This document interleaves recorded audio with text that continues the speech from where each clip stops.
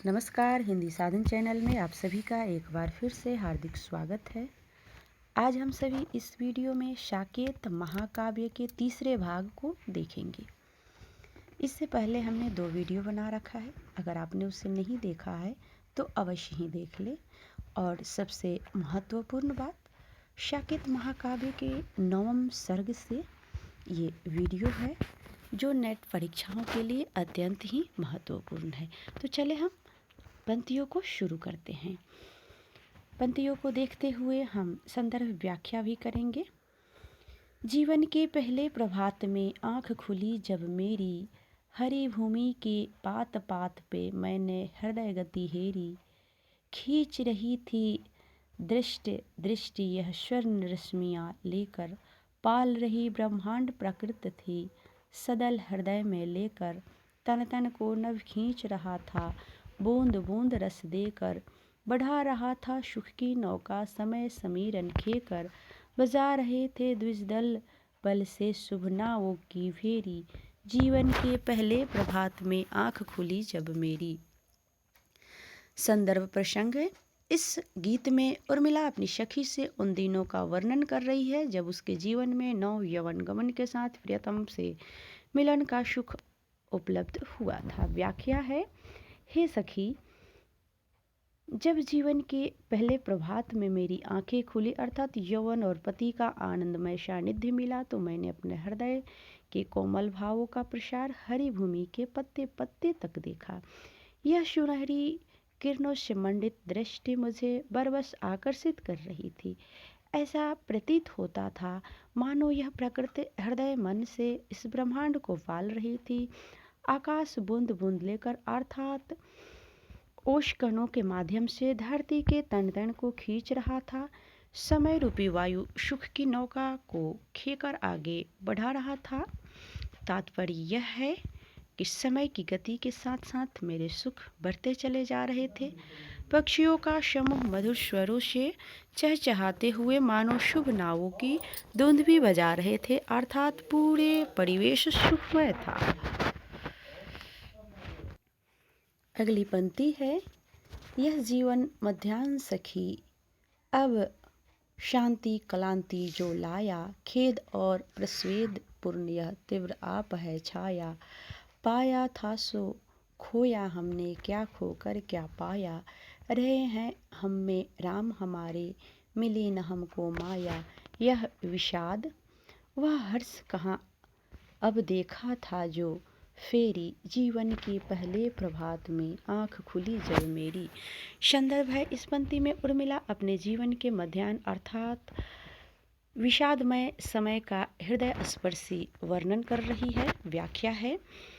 जिस प्रकार दोपहर होने पर धूप और ताप बढ़ने से थकावट होने लगती है, शरीर पसीने से तर हो जाता है, उसी प्रकार मेरे जीवन की दोपहरी भी वियोगजन व्याकुलता व हताश लाई है। पति के संसर्ग में जीवन का जो आनंद और उल्लास मैंने पाया था वह अब खो चुका है। यह विचारणीय है कि वह सब खोकर हमने क्या पाया। हमारे राम भी हमारे बीच न रहे और जिस राज्य सिंहासन हेतु उन्हें वन भेजा गया था उसका भोग भी कोई नहीं कर रहा है। यहाँ माया मिली न राम की प्रतिछाया है। अब तो हमारे जीवन में विषाद व्याप्त हो गया है। वह प्रसन्नता अब दिखाई नहीं देती जो राम सीता और प्रियतम के यहाँ होने पर मिली थी। अगली पंक्ति है। वह कोयल जो कूक रही थी आज हुक भरती है, पूर्व और पश्चिम की लाली रोज दृष्टि करती है। लेता है निश्वास समीरन सुरभि धूली चढ़ती है, उबल सूखती है जलधारा यह धरती मरती है। पत्र पुष्प सब बिखर रहे हैं कुशल न मेरी तेरी, जीवन के पहले प्रभात में आँख खुली जब मेरी। व्याख्या को देखेंगे। वियोग अवस्था में विरहिणी को कुछ भी नहीं भाता है। जो कोयल पहले प्रसन्नता से कूकती थी, जिसके स्वर कर्ण प्रिय थे, अब वह हुक भरती है। पूर्व और पश्चिम की लाली अर्थात मोर की लालिमा तथा संध्या के समय की रक्तिमा जो पहले आँखों को शीतलता प्रदान करती थी, अब विरहिणी को ऐसा प्रतीत होता है मानो क्रोध की वर्षा हो रही हो। मनोस्थिति मनोदशा के अनुरूप ही प्रकृति सुहावनी और कष्टकारी प्रतीत होती है। उर्मिला भी पति के अभाव में दुखी है, इसीलिए उसे कुछ भी नहीं भाता है। वायु भी आहे भर रही है। जो सुगंध पहले सारे वातावरण को सुरभित कर रही थी, अब वह धूलि चाट रहा था। जो जलधारा पहले पृथ्वी को खींचती हुई बह रही थी, अब वह उबल रहा है। धारा छिन्न हो गई है। बिना सिंचाई के पृथ्वी सूख रही है। हरियाली के आधार पत्ते और फूल झर रहे हैं। वास्तविकता यह है कि इस तेज दोपहरी के समय किसी को भी कुशलता नहीं है। अगली पंक्ति है, आगे जीवन की संध्या है।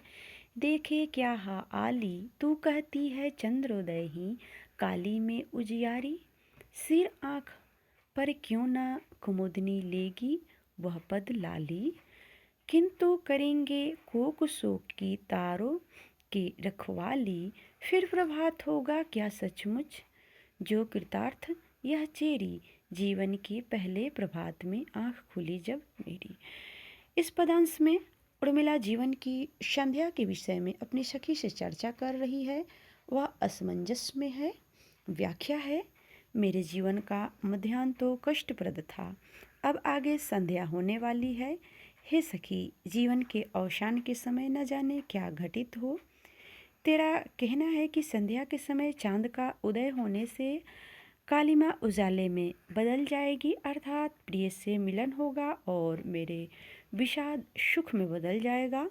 रात्रि को चांद को देखा, कुमुदनी खिलती है और चांद के पास की लालिमा देख प्रसन्नता होती है। उसी प्रकार मैं भी प्रियतम के चरणों की शोभा को ग्रहण कर आनंद विभोर हो जाऊंगी। कोक जो रात भर अपनी प्रियतमा से दूर होने के कारण शोकाकुल रहता है, क्या उसके लिए फिर से प्रभात होगा?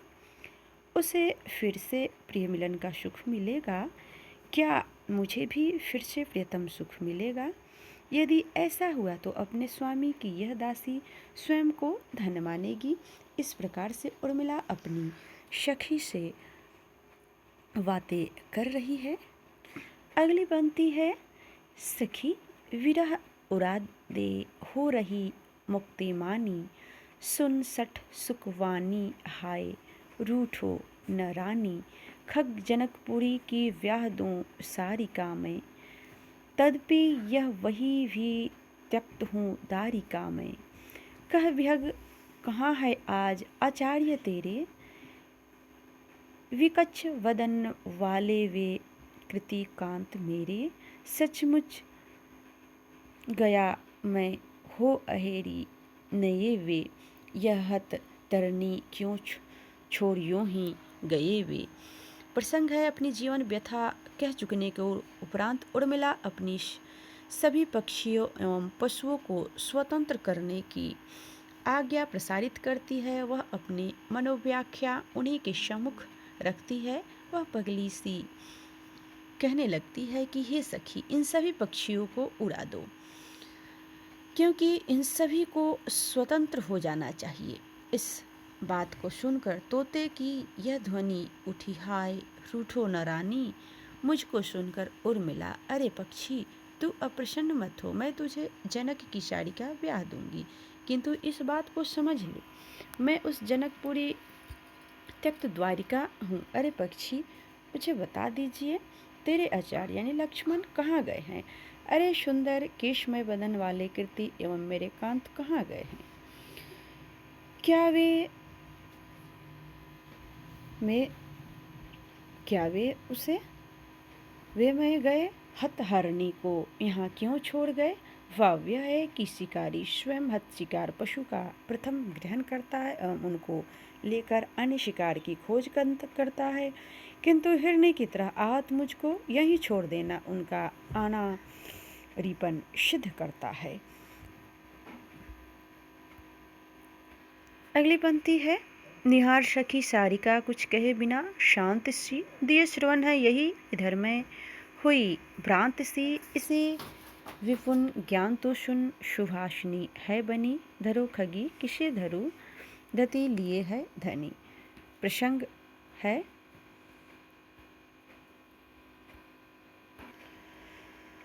मैना की ओर इंगित करती हुई उर्मिला अपनी सखी से कहती है कि हे सखी, देख ते इस सारिका को देख, यह मेरे द्वारा बिना कुछ कहे भी यह शांत सी प्रतीत होती है, किंतु मेरी बात सुनने के हेतु इधर ही कान लगाए हुए है।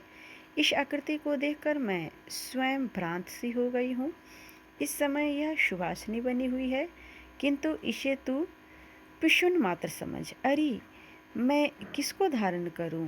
मेरे धनी तो धैर्य जिसे धारण करना पड़ता है स्वयं ले गए हैं। अगली पंक्ति है, तुझ पर मुझ पर हाय फेरते साथ यहाँ, शिशक विदित है मुझे आज वे नाथ कहाँ। तेरी भी ही प्रिय जन्म भूमि में दूर नहीं, जा तू भी कहना कि उर्मिला क्रूर नहीं। संदर्भ प्रसंग है, उर्मिला शशक को संबोधित करती हुई कहती है कि अरे शशक, क्या तुझे विदित है तेरे वे नाथ कहाँ है, जो एक साथ ही तुझ पर एवं मुझ पर हाथ फेरते थे? मुझे पता नहीं, तुझे पता नहीं तो मैं बताऊं, वे मेरे प्रिय जन्मभूमि कानन में ही गए हैं, दूर नहीं गए हैं।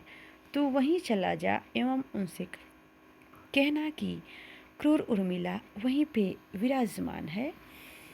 अगली पंक्ति है, क्यों लेते गए क्यों न तुम्हें कपोत वे, गाते सदा जो गुण थे तुम्हारे। लाते तुम्हें है प्रिय पत्र पोते वे, दुख अवधि में जो बनते सहारे।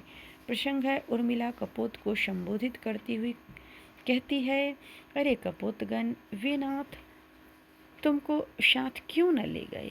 यहाँ तो वे तुम्हारे गुण गाया करते थे, तुम ही हमारे उन प्रिय पत्र को लाया करते थे, जो हमारे दुखाग्नि में पोत स्वरूप सहारे बनते थे। अगली पंक्ति है, औरों की क्या कहिए, निज रुचि ही एकता नहीं रखती, चंद्राम तक पीकर तू चकोरी अंगार है चखती। प्रसंग है, उर्मिला चकोरी से कहती है, अरे चकोरी, मैं औरों के संबंध में क्या कहूँ, तू अपनी रुचि में ही एकता नहीं रखती, क्योंकि तू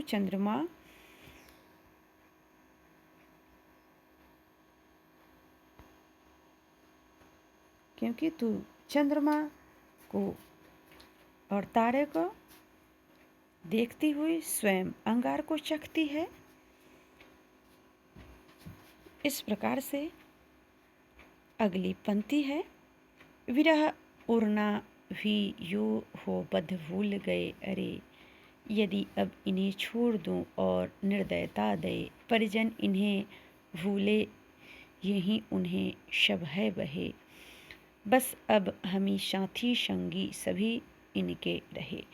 प्रसंग है, पूर्ववत अपने कक्ष के बंद पक्षियों को मुक्त करने के विषय में सोचती हुई उर्मिला कहती है, यदि मैं इन पक्षियों को मुक्त भी कर दूं तो हे सखी, ऐसा लगता है कि ये उड़ेंगे नहीं, क्योंकि दीर्घ अवधि से पिंजरे में बंद रहने के कारण ये अपनी उड़ान गति भूल गए हैं। इसके अतिरिक्त ये अपने परिजनों के अन्य सदस्यों की ओर वे उन्हें भूल भी गए हैं। ऐसी दशा में इन्हें छोड़ना एक प्रकार से इनके प्रति निर्दयता होगी। आखिरकार ये जाएंगे कहाँ, क्योंकि इनके साथी तो उड़कर न जाने कहाँ पहुँच गए होंगे। अब तो हम ही इनके संगी और साथी हैं, इनके सब कुछ हम ही है, अतः इन्हें मुक्त करना सुकर और सहज नहीं है। तो आज के वीडियो में बस इतना ही, अगले वीडियो में मिलते हैं। तब तक के लिए वीडियो देखने के लिए आप सभी को बहुत बहुत धन्यवाद।